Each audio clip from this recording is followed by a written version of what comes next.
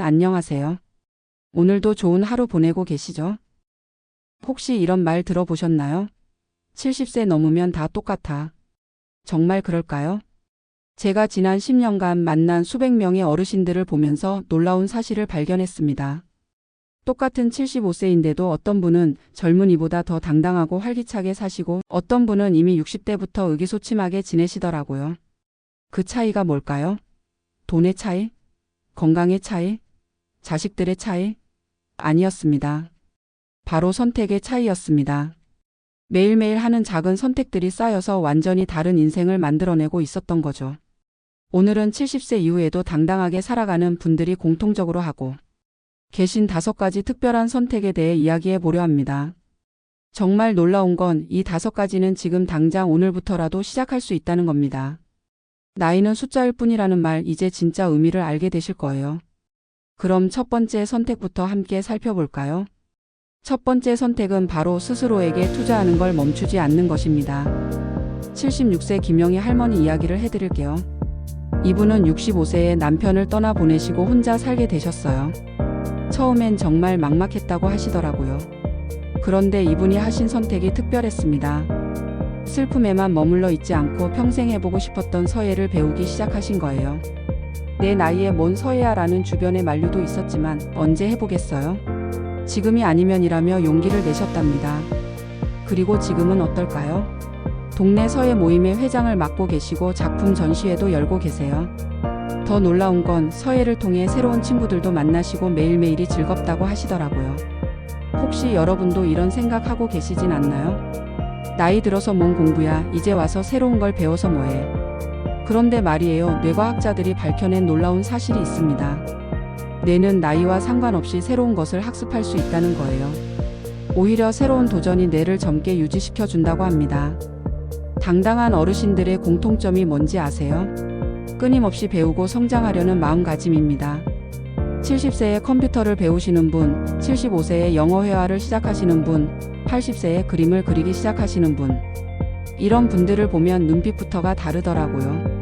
살아있다는 느낌, 성장하고 있다는 자부심이 얼굴에 그대로 드러나요. 반대로 이제 나이도 먹었는데 뭘 더 하겠어라고 생각하시는 분들은 점점 위축되고 자신감을 잃어가시더라고요. 스스로에게 투자한다는 건 거창한 게 아닙니다.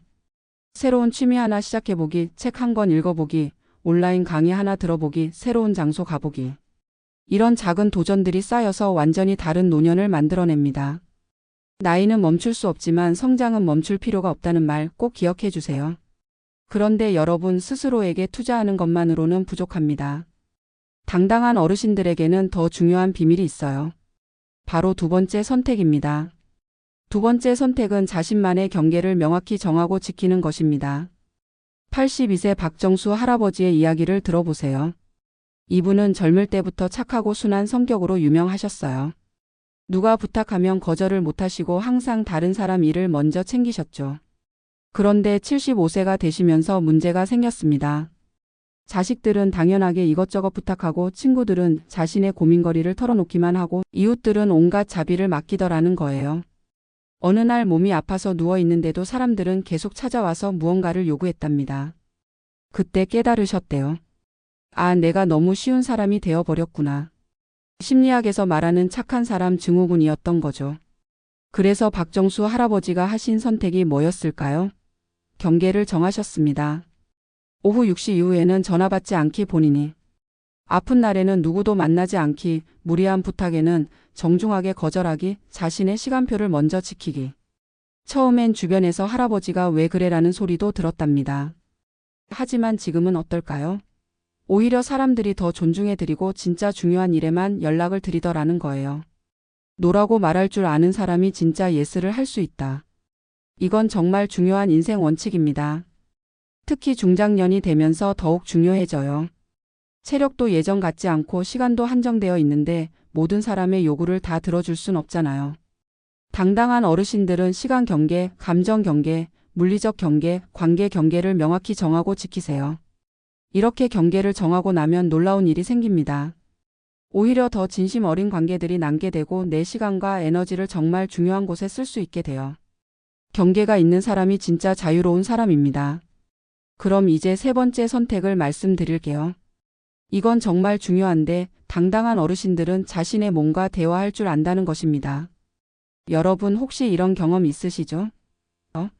언제부터 이렇게 무릎이 아팠지? 요즘 왜 이렇게 쉽게 피곤하지?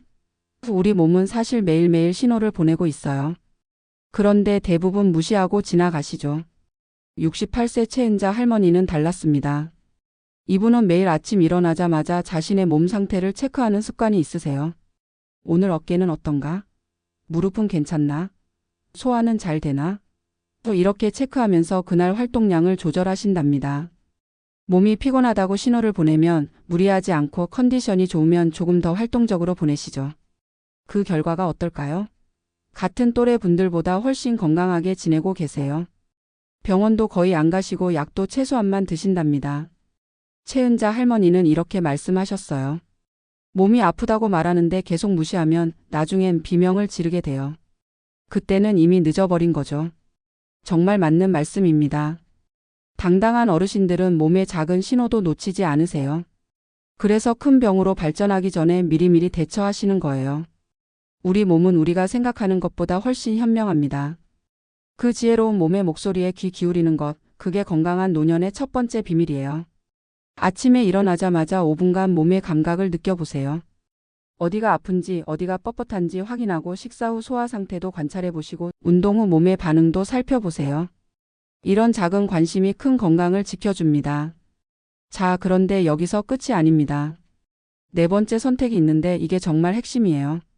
당당한 어르신들은 미래를 준비하면서도 오늘을 충실히 산다는 것입니다.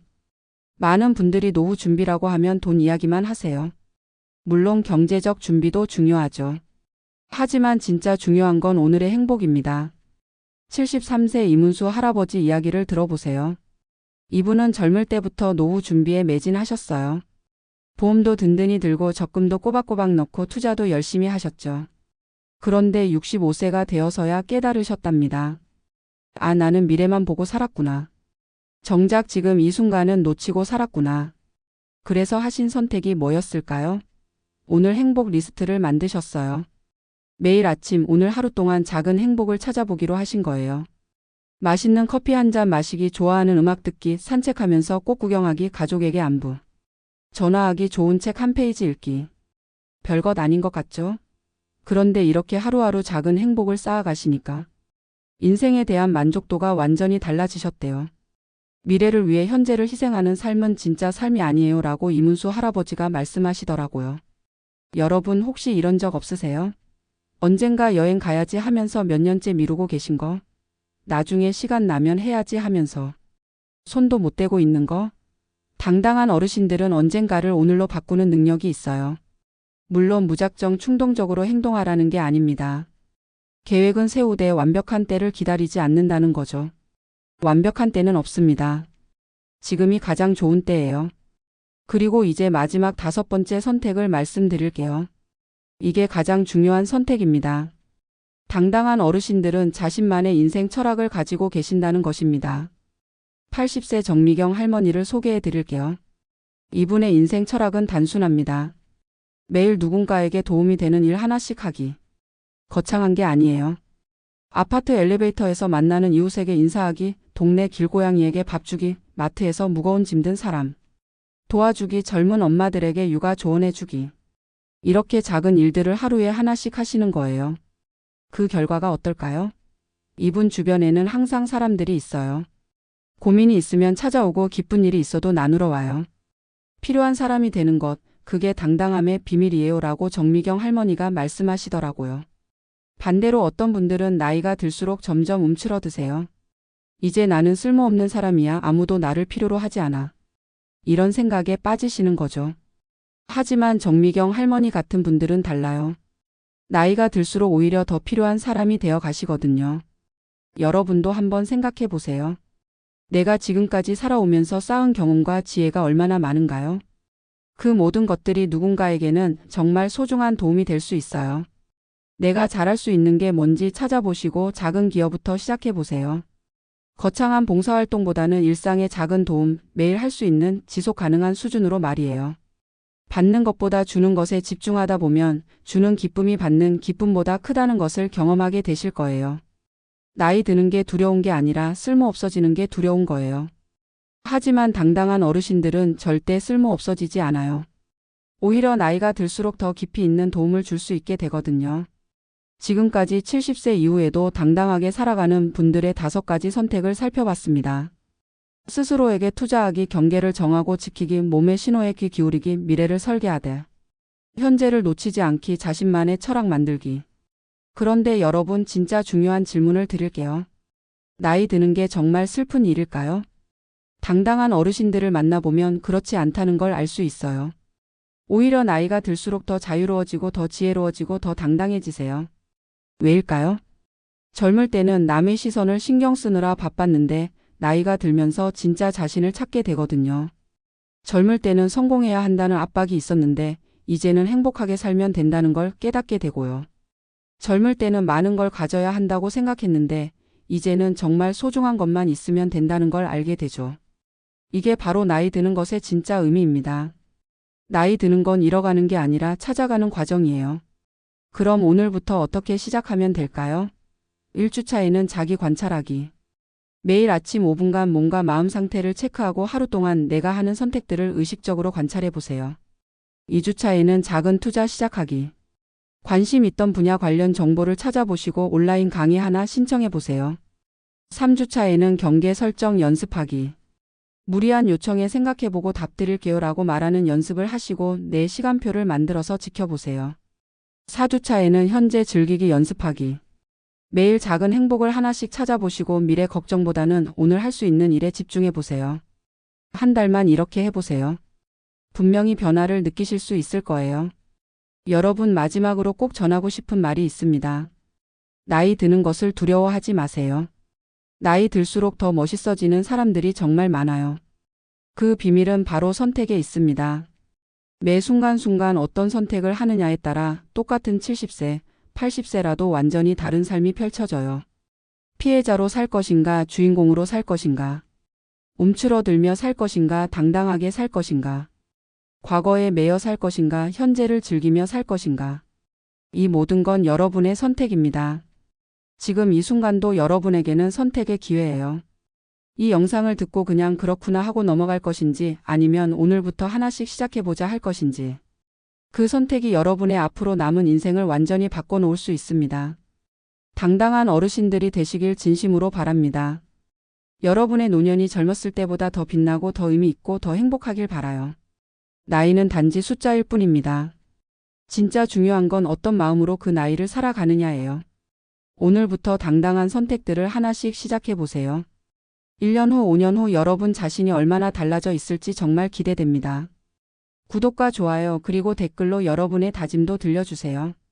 다른 분들에게도 큰 힘이 될 거예요. 저는 다음 이야기에서 더 유용한 인생 지혜로 찾아뵙겠습니다. 오늘도 당당하고 행복한 하루 보내세요. 감사합니다.